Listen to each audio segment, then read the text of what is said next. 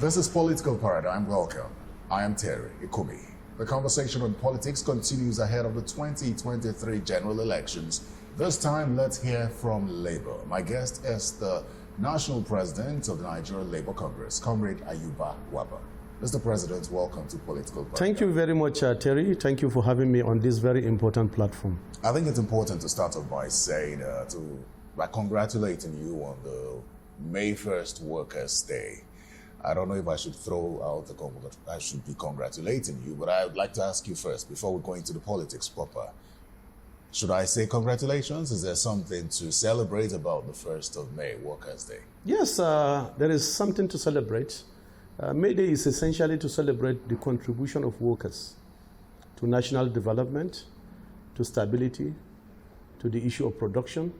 And basically, we are celebrating the working class. And everybody is a worker, particularly those that toil and labor and sweat to create the wealth of this country. So we need to celebrate them. That's the main essence of May Day, which is christening the International Workers' Day. So I think first is to celebrate them, despite the fact that there are a lot of challenges. Exactly. They are not happy. I'm glad that you are positive about it. To celebrate them is important. Yes. I'm glad you're positive about it. Now let's talk politics now. The conversation on politics ahead of the 2023 general elections has been rife. A lot is happening. I'd like to get Labour's perspective on what's been happening within the polity just as a build-up to the 2023 general elections. Yes, Terry. The polity is once again being heated up, and a lot of activities occupying the political space among all the political gladiators and major actors, principally everybody positioning himself to occupy a political position in 2023. But for all the working class, especially we that have been at the receiving end, we are looking beyond even the politics of 2023. We are looking at how to fix the economy. We are looking at how we can have our cities and villages secured. And we are looking at how people can be very prosperous. We have not seen this on the table. The discussion is actually about who gets what, zoning. This has been the discussion. It's not issue-based. And that is why this time around, we are also trying to come in very forcefully to make it issue-based. What are the issues? And what do we need to fix? This should be the conversation, not about this person should get here or there. And basically you can see the same people have now also used a lot of tactics to alienate many good people, even from the polity, from what is happening now, from the nomination form, from the process that is already ongoing, the major political parties, a lot of activities. But I think some of us are not so convinced that we are actually in the right course, particularly the starting point. The starting point should be conversation. It's not just about the end, it's about the means to get to the end. And that is why we are now very convinced that this time around, we shouldn't just put our hands in the air and begin to watch, because politics is how those major issues and challenges can be addressed. It takes politics to address the issue of insecurity. It takes policy even to address the issue of minimum wage. It takes politics even to address the issue of our children that are out of school. And it will take actually political decision to fix our economy. So for us, it's broader than the issue of just occupying a political office. And Nigerians must begin to see politics from this prism, from this perspective. And that is why our polity is a bit different from what happens in other climes. In other climes, by now, it's issue-based. The candidate will be able to identify them by, one, what philosophy they stand on, family, and what is their vision? What can they deliver? What is their capacity? This should be the fulcrum of the discussion.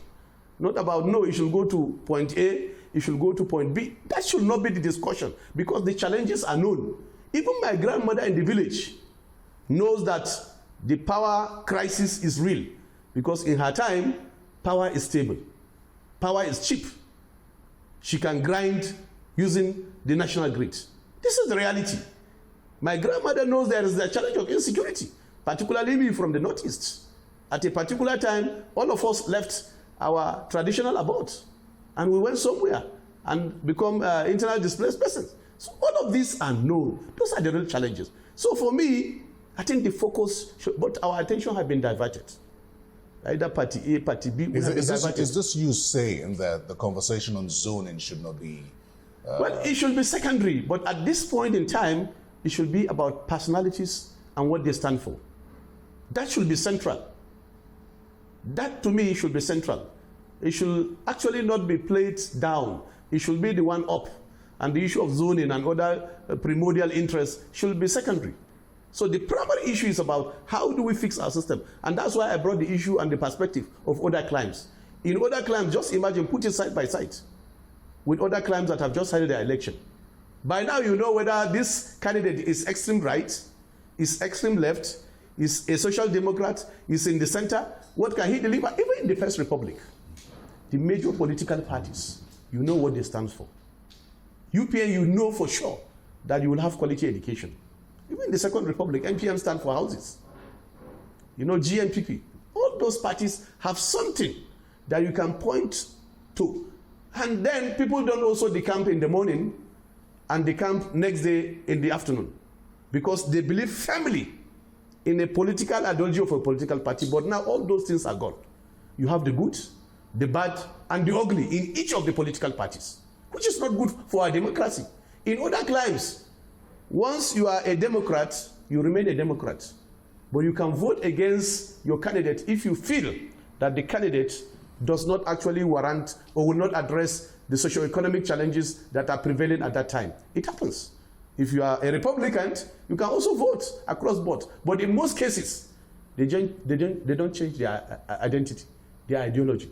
But their values. This is a clear pointer that something has gone wrong. And that's why there's a clamor for zoning. You know, many who speak on zoning and react to people who say that zoning shouldn't be the conversation at this time still say that if we keep dependent on one section of the country to keep ruling because of their numbers, and then we keep saying that when it's turned, I remember speaking to some political aspirants from the Southeast, presidential aspirants from the Southeast, who say it's the turn of the Southeast and there are people who are competent. While there's a push for the conversation on competence, no, we should not ignore the fact that the diversity of this country calls for this power shift. We are speaking the same thing, but in a different way.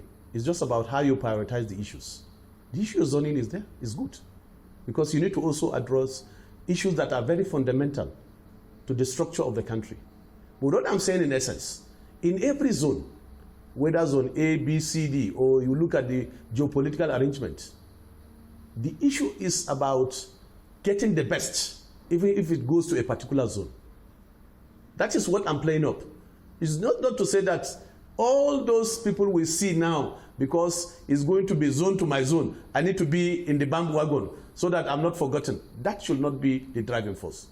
So what I'm saying in essence is that yes, all factors must be taken into consideration to be fair, to be equitable, to bring about stability, and build a nation that can be fair to everybody. And therefore, I agree with you that zoning should be considered. It should be a consideration. Even your family, if you try to maybe love one kid to the detriment of the others, you will not have a peaceful family. You know, there's a level of awareness that you're exhibiting, which I believe cuts across all the cuts across the workforce. But then again, I'd like to know, Labour seems to be very much interested in 2023. I'd like to know how involved Labour is and what Labour is doing differently or planning to do differently just ahead of the 2023 general election. Yes, globally, because we are not also living in isolation. What happens globally, it affects us either directly or indirectly. And therefore, as workers, we also know that we need to play a role in determining the political future of this country. One, as citizens, as workers, but importantly also as voters. Because if you look at it carefully, workers have been at the receiving end. If you are talking about the issue of inflation, which have gone higher, hyperinflation, workers that are on fixed wages are more at the receiving end. If you look at the energy crisis that is now forcing our industries to close, or working environments to have shorter working hours because of the high cost of diesel, and we don't have stable power supply. Who is at the receiving end? Is the workers. Whether workers in the informal sector or workers that are actually in the formal sector. Because if there is energy crisis that have now also instigated the issue of hyperinflation, the cost of food is one of the reasons. So everybody will be affected. But the worst affected is the working class and the pensioners, because they are on fixed wages. In some cases, the pensioners are not paid. Like the case of Abia just 2 days ago. 38 months, pensioners, senior citizens have not been paid. They had to go and protest in front of the government house. It's a political decision. So we are worse affected, like in many other climes. And where such a situation happens in many other climes, workers usually take their destinies in their hand. Protests and strike alone will not be able to address this issue. It cannot be able to fix the challenge. We need to go in and look for the best among the best, because workers are not divided. We are united because of the common challenge. And that's why in NLC, in every village, you must have a member. He's either a teacher, he's a road transport worker on his own, he's from the informal sector, the Amalgamated Union of Foodstuff Cattle Dealers, or he's a NAT member, automobile technicians, or is somebody that is dressed well in suit like you, a journalist. All of them, amalgam, or a professor, or the air pilot engineers and pilot, all of them are members of the NLC. And therefore, all of them are affected. And we will be brought together, we are brought together by this common understanding that unions protect all the workers. And that is why fundamentally, after the First World War, the first agency that was formed was the ILO.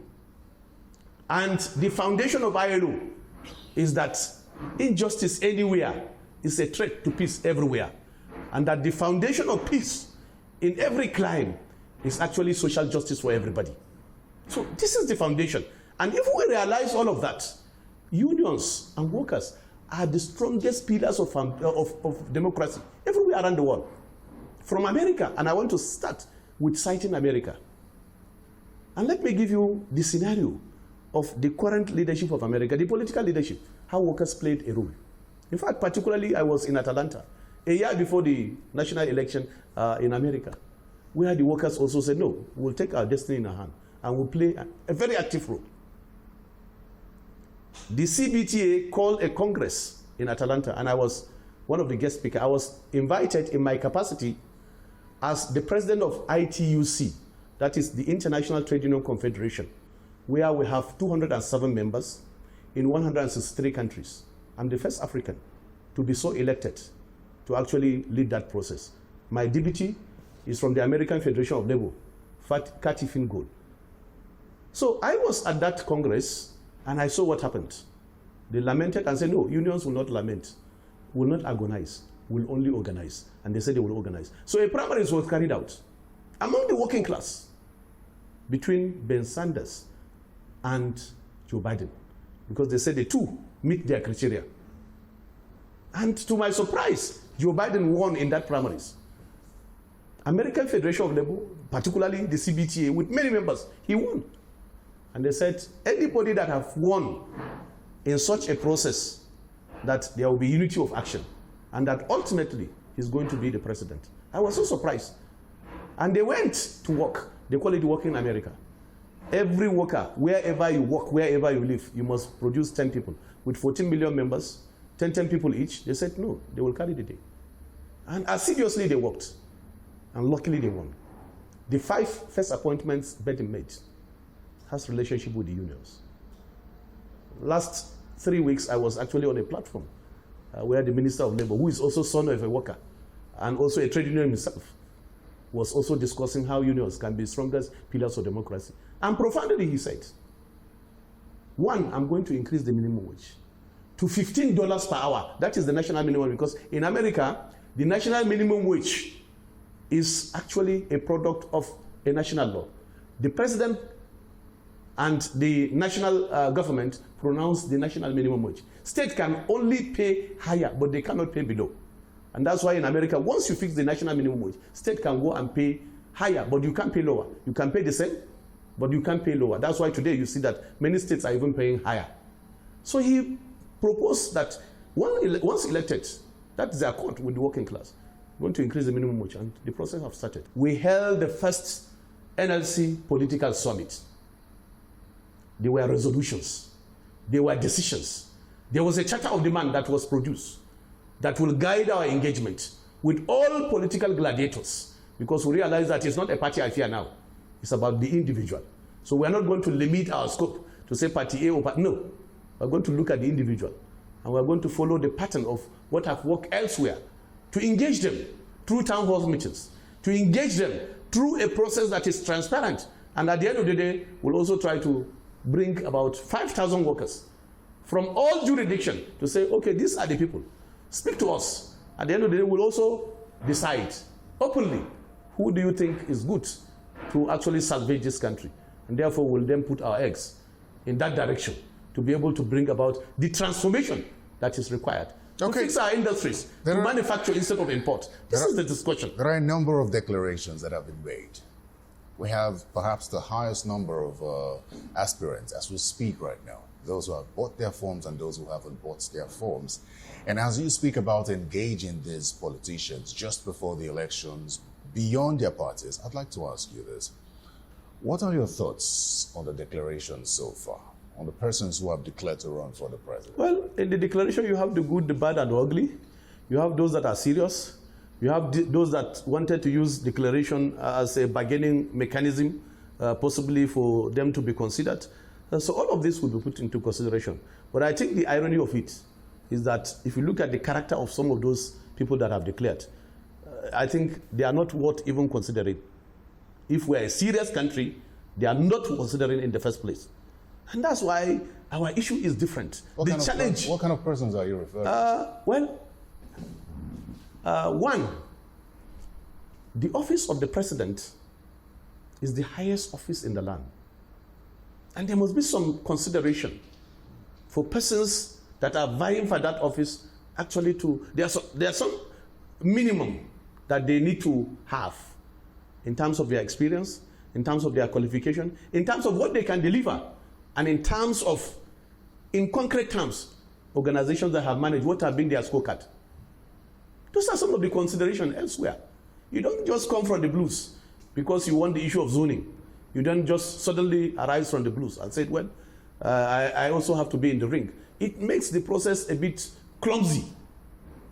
And people are laughing at us. But virtually all of them claim to have the character. And no, but you and me, Nigerians know, you and me know. I'm asking you because you said that there are some persons who ordinarily should. Yeah, for instance, if minimum wage of 30,000, you could not implement in your state, as we speak, it's a law. It's backed by the Constitution. You have sworn to uphold the provision of the Constitution. You have not been able to implement 30,000. What business do you have to come and say you want to preside over Nigeria? Which of the state governors are you referring to? There are many of them. I can tell you of that. I can tell you the states that have not been able to implement, and you can then decide on your own. Let me mention the ones that have declared, the state governors. No, I will tell you the states that have not implemented minimum wage so far, have not commenced doing anything. Cross River, Zamfara, Abia, Taraba. I can tell you offhand, all the information in the states are in my head. Or you didn't pay gratuity of retirees for the past 7 years, despite being a state that is well endowed, and your pensioners are protesting, and you send people to arrest them, and you say you want to preside over this. Are we a serious country? So that is why I'm telling you that we will be watching. This information will be before the public. We will engage the process. Our members will be informed. There will be workers and citizen education, so that we don't come when there is problem and say, oh, where is labor? When the fuel price goes high, you say, oh, where is labor? When there is no power, you say, oh, where is labor? Labor is saying now, outside protest and strike, there is something we can do better. We are having some confidence now in the electoral system with the amendment that have been made. And I think credit must be given to those that actually work assiduously, including the National Assembly, to have this new electoral act in place. Because it gives some level of certainty about the fact that votes will count from the point of accreditation, where we'll know that in these polling booths, 10 people are accredited. And therefore, we expect nothing less than more than 10 votes in this polling booth. And that can be done using technology, electronic means. So it gives me a lot of confidence that there will be one man, one vote, one woman, one vote. And it means that you cannot declare that in a primaries, you have been voted by 300,000 members, and only for you to end up with less than 10,000 votes at the real election. So something is wrong. The people that voted you to be candidate of your party, have they not voted you in the real election? What has happened? So abracadabra may end. That is why we are a bit confident coming up to say, let us engage the process. Let us engage the issues. There are many good people, but they don't have the opportunity. Bourgeoisies should not use their resources to fund people that are bad. They should fund people that are good. They have the knowledge, they have the ability, they have what it takes to be able to provide quality leadership. So that is the type of platform I'm talking about. Let me get your reaction to this. The Academic Staff Union of Universities and other unions education unions are on strike right now. And you have threatened to go on a 3-day warning strike. And just before that, you find that the Minister of State for Education and the Minister of Labor have declared to run for president. Now, the perception out there for many is that this is a joke. I don't know what Labor thinks of this, but I'd like to get your opinion on that. What do you think of their intentions to run? Yes, first is that, let me try to lay the foundation, because many people also thought that Labor is only known for strike. We don't actually give some perspectives and solutions to problem. On every issue, before Labor goes on strike, in some cases we'll commission a study, empirical study. We'll come up with recommendations and implementation strategies and send through a letter to government and say, please, can we have a meeting to address this issue? In the issue of the tertiary institutions, we have done that. In the year 2000, when we saw the signs, we wrote to the key line ministers to say, this problem is coming.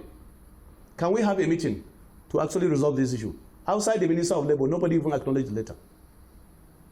After about a month or two of the ASU strike and all the tertiary institutions, the polytechnic academic staff are also going, they have also threatened. The issue is the same. And what are the issues? Let me give you one example, because they have modeled up the issue. One issue is the issue of IPs. IPs was a platform introduced by the World Bank. It was when the platform was introduced, they then converted the cost to be a loan and will pay for it.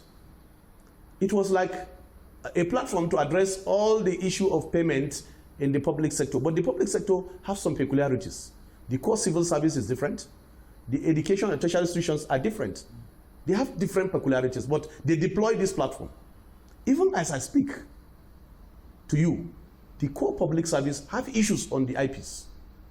I was informed yesterday when we had the meeting with the Joint Public Service Negotiating Council that all their deductions of December, including third-party deductions, have not been remitted. And so it's the same issue with the tertiary institutions. I know of the chairperson, former president of ASU, that his salary was reduced to 126,000 by the platform. And even to get it fixed became a problem. As we speak, over 1,000 professors. Up till now, they have not gotten their salary for a year. And they are not both workers. So all of this issue, we saw it, we had a meeting with them, and we wrote to government, can we have a platform to have these issues resolved? Because they have had several meetings, and the challenge was put to ASU. If you don't like this APIS platform, it was by government, can you provide an alternative? And they say yes. Under 3 months, they produced UTAS, and it was tested through a technical committee. It scores 99.3%. Before even the report came out, somebody came out and said, well, it failed integrity test. Oh, workers cannot decide how they will be paid. Under our international covenant and labor laws, everything that pertains to work can be discussed on the negotiation table, agreement reached, because workers are not slaves. And that's why in labor palace is a tripod. Employer, workers, and government. Government as a sovereign will discuss together, take decisions, is binding. We approach the negotiation table on the same platform. So when somebody says, oh, workers cannot, no. But why does this not cut across all labor unions? Why is it just the Academic Staff Union of Universities? Why is labor not advocating? Since you say that the IPPIS has failed to an extent, why is the argument or the a conversation not on improving this on different across the labor. It's the same. It's the same thing we have done. I've told you we wrote, having met with all those unions at different forums, we wrote to say, can we discuss this issue? But the one of the tertiary institutions or universities become different because government posed a challenge to ASU. If you don't want this, can you provide an alternative? Well, then the Minister of Labor says that according to NITSDA, which is the agency responsible for checking something like that, that the UTAS system is not secure enough. I'm telling you that possibly he may have said so before the technical committee that actually examined the UTAS platform. I am telling you, they brought a report to me where there was an examination of the platform, and people came. It's a team, including observers, and it was examined, and there was a report by the technical committee that UTAS scored 99.3%, and no platform around the world that have actually passed that. And even the 0.7% they said, usually it can be addressed. If you want this, we can also address it. I don't So want not to say that it has failed as being canvassed, as being posited. I have the document, and that's why at our meeting of the Central Working Committee, all those informations were brought to the bear. And we didn't want to even make it public. We said, no, government, can you create a platform? Bring all your agencies, including observers. Let us address this issue and address this once and for all, instead of just speaking not in a coherent way to the media, and then we leave the children of the poor at home. My children and your children are at home. So that's not the issue. The issue is not to talk to the media alone. Let us have a platform so that even the media will be there. Let us find out where is the fault actually. This is the perspective. So basically, this is where we are. We are ready to assist in the process, and that is why we wrote all those letters. And we have said clearly, let's not, I don't want us to deviate from the political conversation. Yes, I'm coming to the point about politics, about the two of them declaring. The two of them declaring, yes, exactly. Well, it's their right to declare, but some of those issues also will count. It will count because of the fact that, one, like I said, it's a tripod. The Minister of Education in this case is our employer, is the employer to the universities. Under the Labor Palace, under the labor law, the Minister of Education and the Minister of State is our employer, and therefore he has a responsibility to discuss, negotiate, and resolve this issue. The Minister of Labor is the chief conciliator. He is not supposed to take sides. Under the law, he is acting as a sovereign in the case of dialogue, negotiation in this case. And therefore, some of the pronouncements ought not to even be there because he is a conciliator. All the parties are supposed to have confidence in his ability to resolve the issue. He agrees that he's a conciliator. That's what I'm saying. That's what I'm saying. But do you have confidence in his ability? Has he been a good conciliator? No, certainly. He has been a good conciliator. He has learned over the process. But what I've realized in most cases, and that is what I wrote to the president, to say that in most cases where he called meetings, those we think should be in that meeting with the authority to actually give confidence even to the process, they will not attend. Some of the ministers will send the deputy directors, assistant directors. They don't have the mandate. And therefore, despite his best of ability to resolve the issue, he required these key ministers to be there. Finance, education, both of them have to be there. And all other key ministries, they need to be there in their capacity as employers. Because the unions will not send subordinates. The union will usually come with a team that has full mandate. The second issue that I want you to reflect on, which is very important, which will also link to politics. So in their own right, they can actually vie for offices, but those are also some of the issues that certainly will play some role in considering whether they did the right thing or not, but particularly the employer. I don't think, because that question was posed to him when he also picked the form. Your people were on strike and you picked the form. He said, how can employee decide what platform a worker can be paid? Which is not from the basis of knowledge about global standards. So the major issue I want us not to lose sight of is the fact that we are desirous as workers to usually use the best of opportunity and option to respond to those issues in the time-tested manner of social dialogue. And the outcome is a collective bargaining agreement. It's binding. When people say whether memorandum of action or MOU, in Labour Palace is binding. Once you sign it, it's binding. It's in good faith. If not, it will be a mirage. Mr. President, I'd like to get your reaction to something, you know. What's your reaction to politicians coughing out tens and hundreds of millions of naira to purchase this form at a time like this where the poverty rate is high, unemployment rate as well is high? I ask this because in one of your interviews, you did say that it was time to take back the country from professional career politicians. How do we do that with this money politics being played in Nigeria? First, we have condemned it outrightly. And it's only in Nigeria, across the whole world, that we have such a very bad situation. In America, it's only $5,000 nomination form for the president. In Canada, it's free. In many other climes, it's free, or the fee is actually lower. It's only in Nigeria. So it's condemnable. It means politics have been privatized. It means we are celebrating corruption. It means we are not celebrating people that can change the negative narrative of our country. And in fact, we are alienating the majority. So it has now been monetized, privatized fully for the elites. This is the reality of it. And that is why the challenge of the Nigerian situation is peculiar. Peculiar to any country in the world. Nowhere will such a situation happen.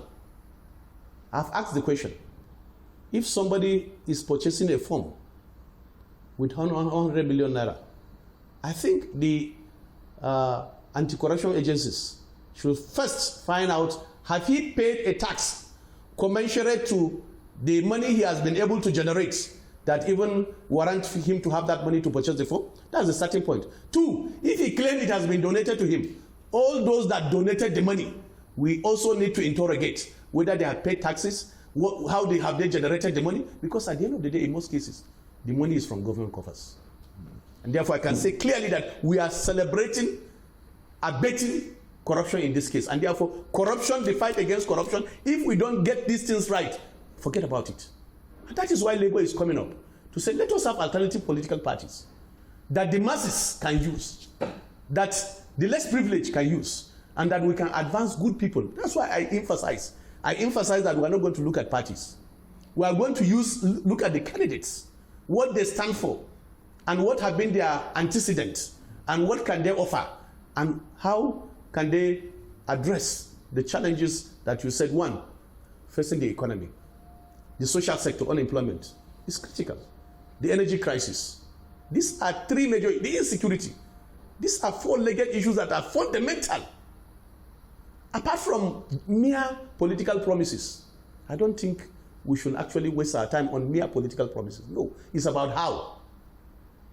As I said to you, even my old grandmother knows that the problem of Nigeria is power. The difference between her and the person that will fix it is that the person that will fix it will tell me, yes, this is the problem, we are here, and this is how we are going to fix it, through empirical basis.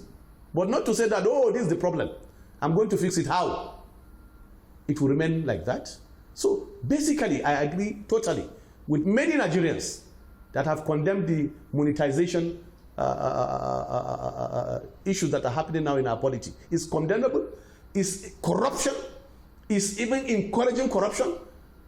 In fact, nobody will imagine. Somebody called me from other climes. As I was telling you, I was sharing American situation and Canada. People called me. They say, what is happening to your country? That nomination form, 1 million. Because they look at the amount, humongous amount of 1 million. What is the exchange rate? People are asking me. And I was telling them, it's really an unfortunate situation. So every Nigerian must be concerned, because they are few. How many can afford? And when somebody said, if it's only serious people, it's only serious people that can have money, there are serious people that don't have money. Serious people, we should source for serious people to come into politics. But not that you should use money now as determinant of who is serious. That if you cannot use 100 million to buy from, which means you are not serious. No, that should not be the determining factor. Wealth, money should not be the determining factor. Money back should not be the determining factor. The determining factor is about their capacity. Because that's why we have primaries. If 1,000 people buy the form, we have primary process of primary election.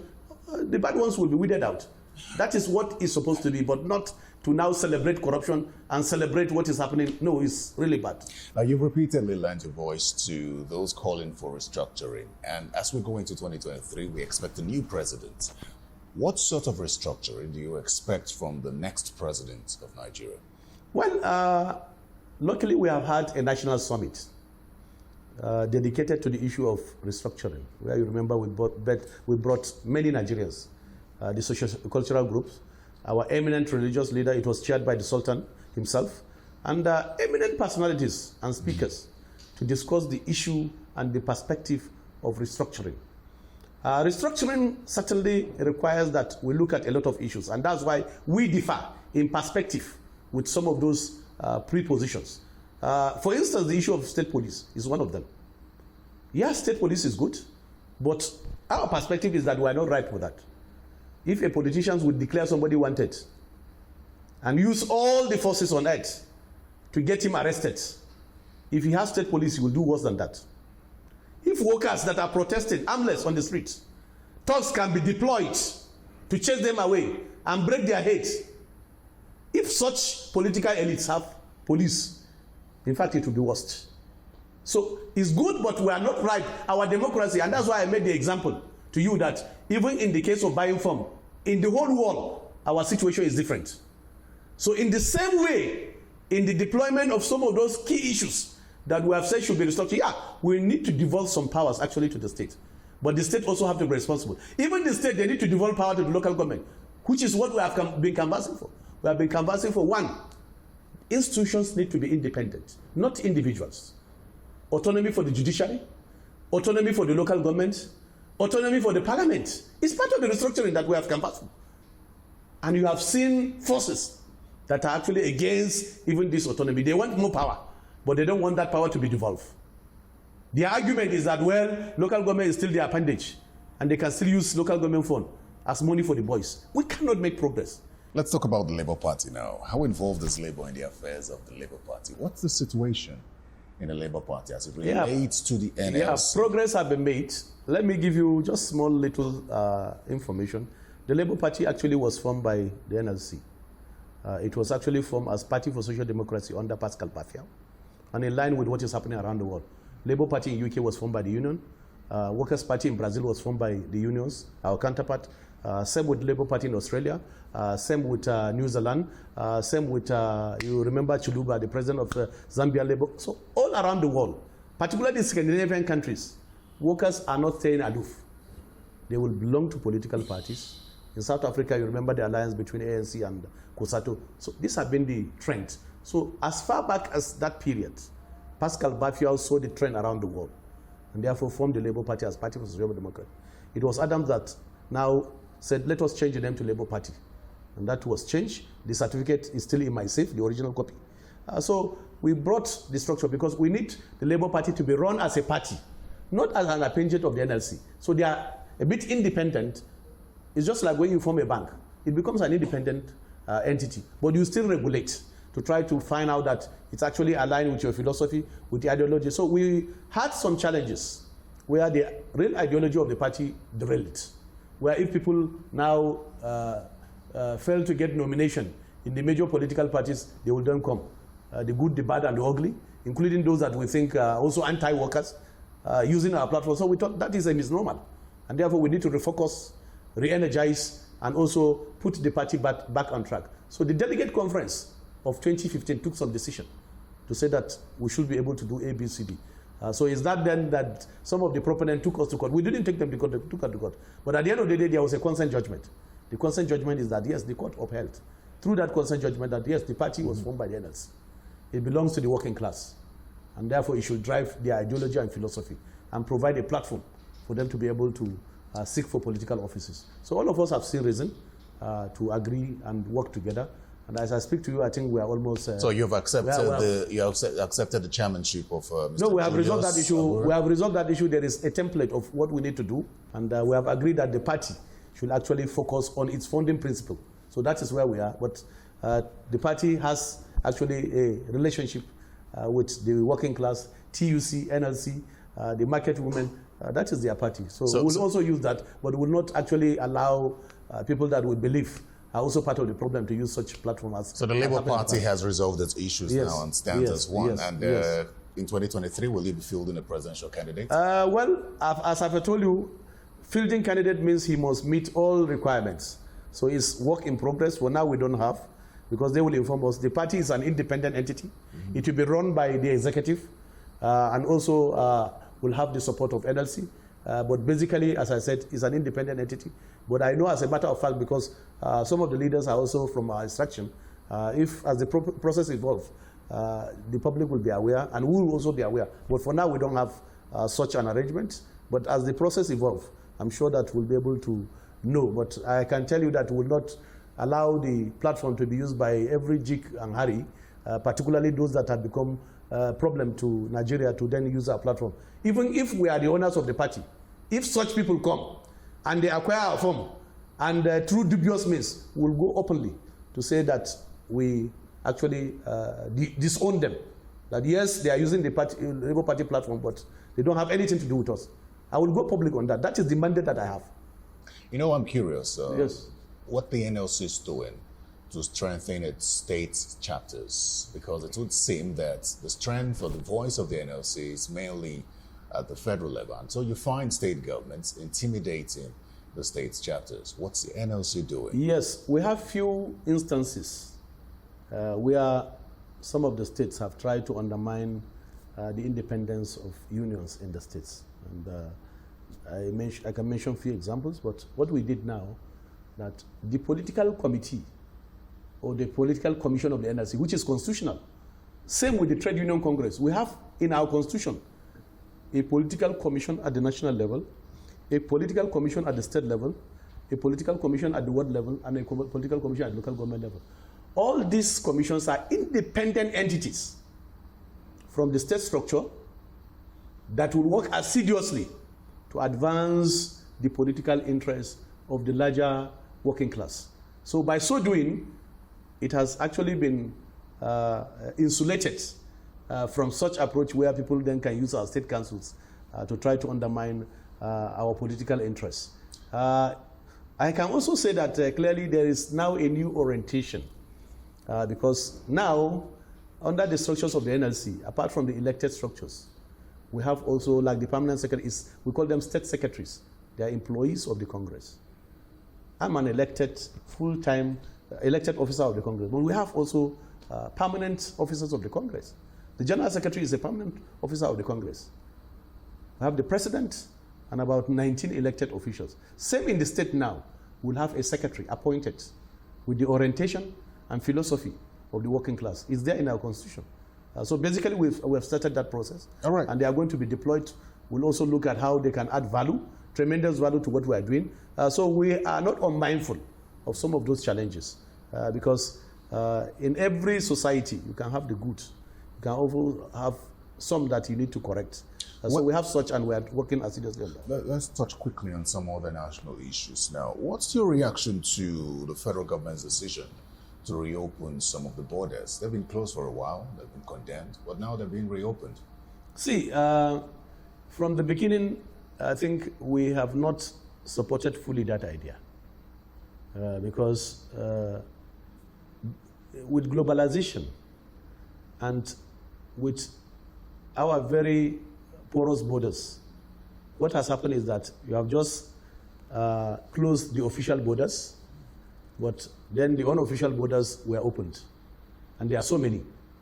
And therefore, even the revenue that we are supposed to collect from the official borders, at the end of the day, we are not able to get them.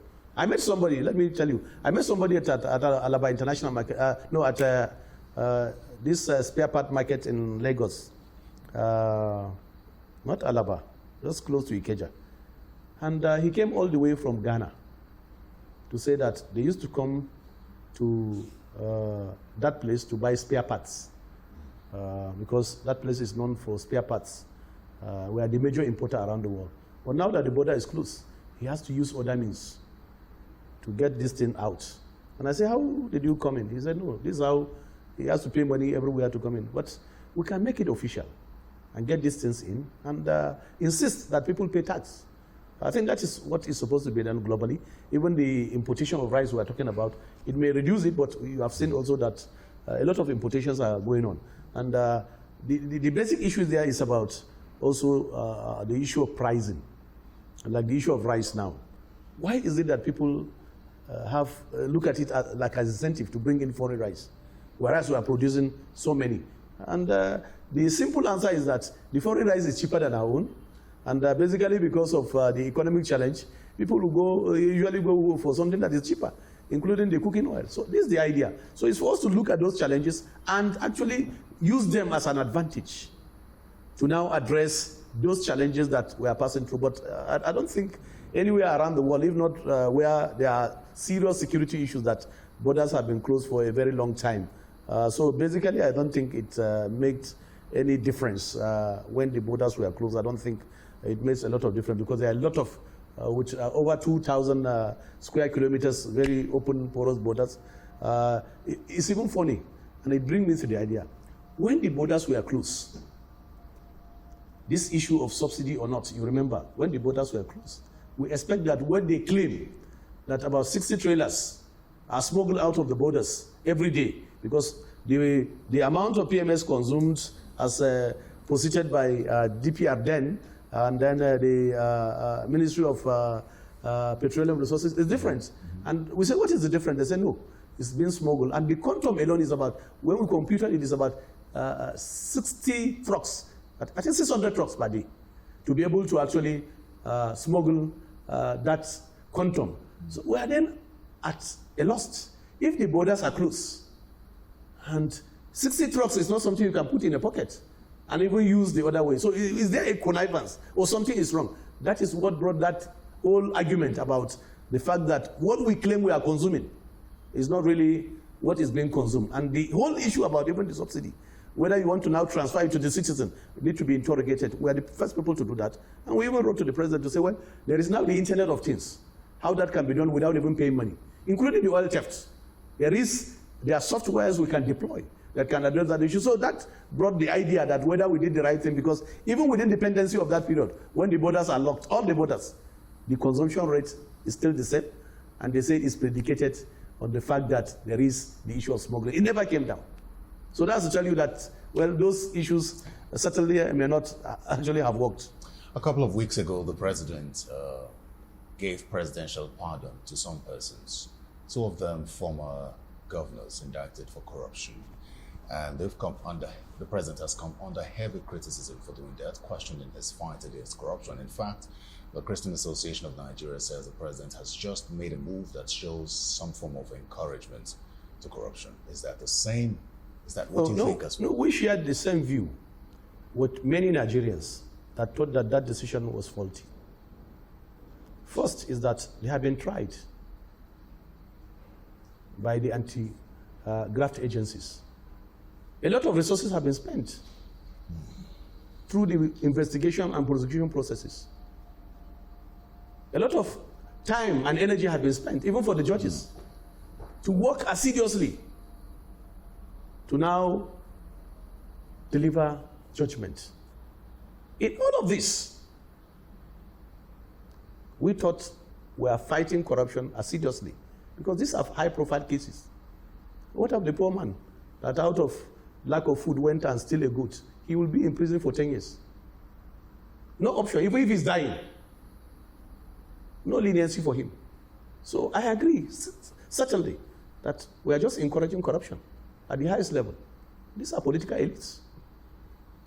So I don't think the argument about whether they are sick or not can stand anywhere to say that it justifies such a move. That had been the position of NLC, because you remembered, the first campaign I had when I resumed office is the campaign for good governance and fight against corruption. It was very massive across the length and breadth of this country. You can see the picture there, where we are addressing members of the National Assembly, we address also the executive, and we actually made very clear recommendation. One, speedy trials, including having specialized court to do that.